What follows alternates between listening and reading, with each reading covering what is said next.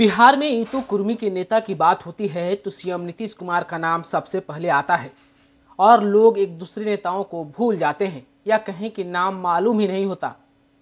तो आज आपको हम इस कड़ी में बिहार के 5 बड़े कुर्मी नेता के बारे में बताने जा रहे हैं जिनका सिक्का पूरे बिहार के कुर्मी समाज पर चलता है। जिनमें पांचवा नाम है हरनौत के पूर्व विधायक और युवा जदयू के पूर्व प्रदेश अध्यक्ष इंजीनियर सुनील कुमार का। इन्होंने पूरे बिहार में कुर्मी के लिए घूम घूम कर काम किया है। पूर्व विधायक सुनील कुमार ने जदयू में रहते हुए लंबे अरसे तक पार्टी में एक सच्चे सिपाही के रूप में काम किया, लेकिन आखिरकार बिहार के मुखिया नीतीश कुमार से सुनील कुमार दूर हो गए। हालांकि मुख्यमंत्री नीतीश कुमार उन पर काफी विश्वास करते थे और पार्टी में राष्ट्रीय महासचिव के पद पर भी नियुक्त कर दिया था, लेकिन जदयू के तत्कालीन नेता आरसीपी सिंह से मनमुटाव होने के बाद वो जदयू से बाहर चले गए और फिर कुर्मी समाज के लिए अकेले ही गोलबंद करने लगे। हर समय कुर्मी समाज के लिए बात अपनी बेबाकी से रखते और कहीं भी बड़े मंच पर बोलने से पीछे नहीं हटते। लेकिन आज भी कुर्मी समाज इनको बड़ा नेता मानता है और किसी भी तरह के काम के लिए इनको याद किया जाता है और इनका पैरवी पूरे बिहार में आज भी चलता है, जो नालंदा जिले से ही आते हैं। बात चौथे नंबर की करें तो नाम आता है पाटलिपुत्र बिल्डर्स के मैनेजिंग डायरेक्टर अनिल सिंह की, जो शाहाबाद की राजनीति करते हैं और शाहाबाद से ही आते हैं और पूरे बिहार में अपनी पार्टी बनाकर कुर्मी समाज के लिए काम कर रहे हैं। साथ ही समय समय पर कुर्मी समाज को जागरूक करने के लिए बड़े बड़े कार्यक्रम का आयोजन भी करते हैं, जो फिलहाल बिहार के बड़े बिल्डर के रूप में जाने जाते हैं और पूरे बिहार के साथ साथ झारखंड में इनका निर्माण कार्य चलता रहता है।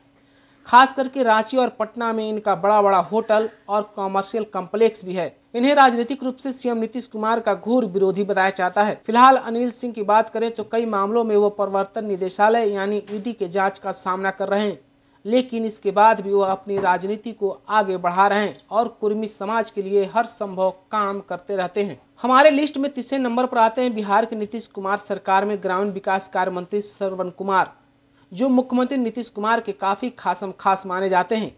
साथ ही सीएम के गृह जिले से आने वाले हैं और वहीं से चुनाव जीत कर आते हैं। श्रवण कुमार 7वीं बार विधायक बने हैं। वो 1995 से लगातार नालंदा विधानसभा सीट से जीतते आ रहे हैं और समाज से जुड़े रहे हैं।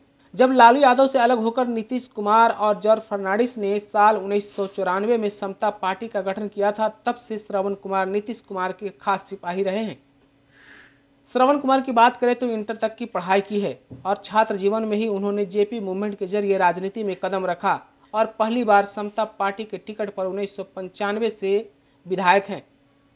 तब से लेकर आज तक 7 बार विधानसभा चुनाव नालंदा सीट से जीतते आ रहे हैं। श्रवण कुमार का राजनीतिक सफर 30 वर्षों से ज्यादा का रहा है। श्रवण कुमार बिहार विधानसभा में जेडीयू के मुख्य सचेतक भी हैं और नीतीश कुमार और मांझी कैबिनेट में मंत्री भी रहे हैं। अब बात पूर्व जदयू के कद्दावर नेता आरसीपी सिंह की, जिनका राजनीतिक अब नीतीश कुमार के खफा होने की वजह से ढलान पर दिख रहा है। कभी आईएएस रहे आरसीपी सिंह कुछ महीने पहले तक नीतीश कुमार के खास थे और पार्टी में नंबर 2 की हैसियत भी रखते थे, लेकिन अब ये पार्टी से बाहर हो गए हैं। आईएएस से राजनीति में उतरे उत्तर प्रदेश कैडर के आईएएस अधिकारी आरसीपी सिंह पहली बार नीतीश कुमार के संपर्क में तब आए थे जब उन्हें 1996 में तत्कालीन केंद्रीय मंत्री बेनी प्रसाद वर्मा का निजी सचिव नियुक्त किया गया था। कहा जाता है कि नीतीश कुमार और आरसीपी सिंह दोनों नालंदा जिला से आते हैं, इसीलिए दोनों के बीच में काफी मजबूत संबंध होता चला गया। बताया जाता है कि नीतीश कुमार एक अधिकारी के रूप में आरसीपी सिंह के कौशल से काफी प्रभावित थे। जब नीतीश केंद्र में आए और अटल सरकार में मंत्री बने तो आरसीपी सिंह उनके विशेष सचिव बनाए गए। लेकिन नवंबर 2005 में नीतीश कुमार जब बिहार के सीएम बने तो आरसीपी सिंह भी बिहार चले आए। यहां उन्हें नीतीश कुमार के प्रधान सचिव के रूप में तैनाती मिली। इसके बाद सरकार और पार्टी दोनों में आरसीपी सिंह का प्रभाव बढ़ता चला गया। लेकिन साल 2010 में आरसीपी सिंह ने रिटायरमेंट ले ली और उन्हें राज्यसभा भेज दिया गया। उन्हें 2016 में फिर से नीतीश सरकार ने राज्यसभा भेजा।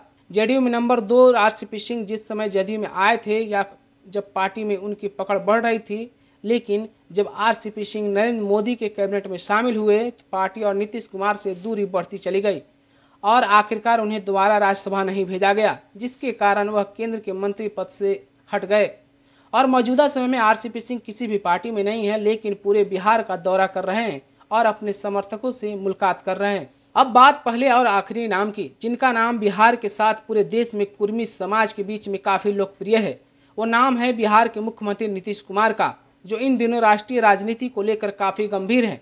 अपने सियासी जीवन के अंतिम पारी में सत्ता के शीर्ष को चुनौती देने के मूड में है। नीतीश कुमार की बात करें तो उनका जन्म 1 मार्च 1951 को पटना जिले के बख्तियारपुर में हुआ था, जो एक मिडिल क्लास परिवार से थे। राजनीतिक जीवन की बात करें तो इनका उदय छात्र जीवन से हुआ है। खास करके जेपी आंदोलन के दौरान नीतीश कुमार काफी चर्चा में आ गए थे, जो पटना यूनिवर्सिटी में छात्र थे। लेकिन जनप्रतिनिधि के रूप में 1985 में हरनौत से विधायक बनकर सदन पहुंचे और यहीं से शुरू हुई थी नीतीश कुमार की राजनीतिक दमक, जो लगातार अभी तक जारी है। 2005 से 2014 तक बिहार के मुख्यमंत्री रहे। हालांकि बीच में कुछ महीने के लिए जीतनराम मांझी ने बिहार की सत्ता को संभाला। जब 2014 लोकसभा में मिली हार के बाद वह अपने पद से इस्तीफा दे दिए थे, लेकिन फिर से बिहार का कमान संभाल लिया और अभी तक बिहार के मुखिया बने हुए हैं। अब डिप्टी सीएम तेजस्वी यादव को अपनी विरासत सौंपने की बात भी कह रहे हैं। सियासी जानकारों की माने तो नीतीश कुमार इन दिनों राजनीतिक रंजोगम के दौर से गुजर रहे हैं। जिस तेजस्वी यादव से भ्रष्टाचार के आरोप पर सफाई मांगते उन्होंने महागठबंधन से रिश्ता तोड़ लिया था, अब वही तेजस्वी यादव नीतीश कुमार की राजनीतिक विरासत को आगे बढ़ा रहे हैं। जानकार यह भी कहते हैं कि नीतीश कुमार ने 2025 में तेजस्वी के नेतृत्व करने की बात कही है। यानी नीतीश कुमार 2025 तक मुख्यमंत्री रहेंगे या नहीं रहेंगे, ये तो भविष्य की बात है। लेकिन कुर्मी समाज की ये रिपोर्ट आपको कैसी लगी, हमें कमेंट करके जरूर बताएं। अगर आपने हमारे चैनल को सब्सक्राइब नहीं किया तो सब्सक्राइब कर लीजिए। अगर ये वीडियो फेसबुक के माध्यम से देख रहे हैं तो पेज को लाइक और फॉलो करना ना भूलें। धन्यवाद। लाइव बिहार यूट्यूब पर सब्सक्राइब और फेसबुक पर लाइक जरूर करें।